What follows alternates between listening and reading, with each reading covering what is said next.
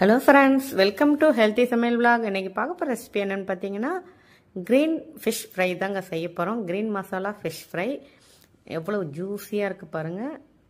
வாங்க எப்படி செய்யறதுன்னு பார்க்கலாம். மீன் வாங்கி இந்த மாதிரி நல்லா க்ளீன் பண்ணிட்டு சென்டரா இந்த மாதிரி கட் பண்ணிக்கோங்க. ரெண்டு சைடுல அப்பதான் மசாலா நல்லா இறங்குங்க. இப்போ நம்ம ஒரு மிக்ஸி ஜார் எடுத்துக்கோங்க.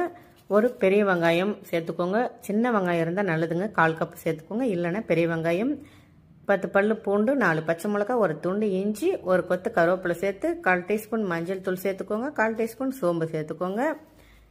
1/4 டீஸ்பூன் அளவுக்கு இந்துப்பு சேர்த்துக்கோங்க. சேர்த்துட்டு ஒரு கைப்பிடி அளவுக்கு கொத்தமல்லியை சேர்த்துக்கோங்க. சேர்த்துட்டு கொஞ்சம் லெமன் சாறு சேர்த்துக்கோங்க. சேர்த்துட்டு நல்லா அரைச்சின்னு வந்துடுங்க. இப்போ இதை நல்லா மீன் மேலே அப்ளை பண்ணிக்கலாங்க. நல்லா உள்ள எல்லாம் மசாலா சேர்ற அளவுக்கு அப்ளை பண்ணிக்கோங்க. ஒன் சைடு அப்ளை பண்ணிவிட்டு மறுபடியும் திருப்பி போட்டு இன்னொரு சைடும் அப்ளை பண்ணிக்கோங்க. பாருங்கள், ரெண்டு சைடும் செஞ்சாச்சு. இன்னொரு மீனும் அதே மாதிரி செஞ்சுக்கலாங்க. நல்லா உள்ளே இறங்குற அளவுக்கு நல்லா அப்ளை பண்ணிக்கோங்க.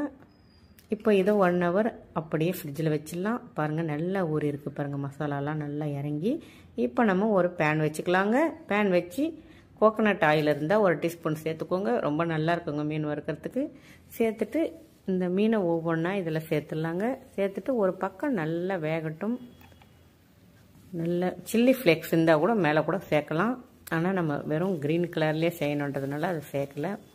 இப்போ ஒரு பக்கம் வெந்துடுச்சு. மறுபடியும் இன்னொரு பக்கம் சேர்த்துக்கலாங்க. நம்ம ஏற்கனவே மசாலா அரைச்சதில் கொஞ்சம் எடுத்து வச்சுருக்கேன். இப்போ இந்த மாதிரி 2 மீனையும் திருப்பி போட்டுட்டு அதில் நம்ம வச்சுருக்க மசாலா கொஞ்சம் எடுத்து இந்த மாதிரி நல்லா அப்ளை பண்ணிக்கோங்க மீன் மேலே. அப்போ தாங்க நல்ல உள்ளெல்லாம் மசாலா இறங்கி நல்லாயிருக்கும் சாப்பிட்றதுக்கு. இன்னொரு மீனையும் அதே மாதிரி செஞ்சுக்கலாம். பாருங்கள், நல்லா ஸ்ப்ரெட் பண்ணி விட்டுக்கோங்க. இப்போ இந்த சைடு நல்லா வேகட்டும். இந்த சைடு வெந்த உடனே மறுபடியும் திருப்பிக்கலாம். இப்போது பாருங்கள், ஒன் சைடு நல்லா முருகலாம் நல்லா ஃப்ரை ஆயிடுச்சுங்க. இப்போ இன்னொரு மீனையும் அதே மாதிரி திருப்பி விட்டுக்கலாம்.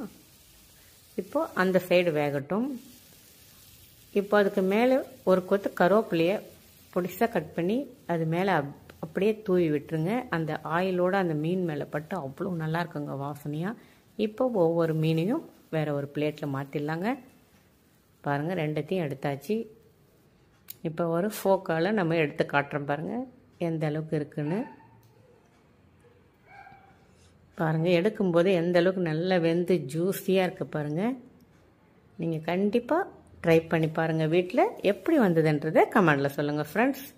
எப்போவுமே சமைக்கும்போது அன்போடு சமைங்க. சுமாராக இருக்கிற சமையல் கூட சூப்பராக இருக்கும். ஓகே ஃப்ரெண்ட்ஸ், இந்த வீடியோ பிடிச்சிருந்தா மட்டும் லைக் பண்ணுங்கள், ஷேர் பண்ணுங்கள், கமெண்ட் பண்ணுங்கள், ஒரு சப்ஸ்கிரைப் பண்ணுங்கள். பக்கத்தில் இருக்கிற பெல் ஐக்கானை கிளிக் பண்ணுங்கள். நாங்கள் போடுற வீடியோ உடனே அப்டேட் ஆகும். ஓகே ஃப்ரெண்ட்ஸ், பாய்.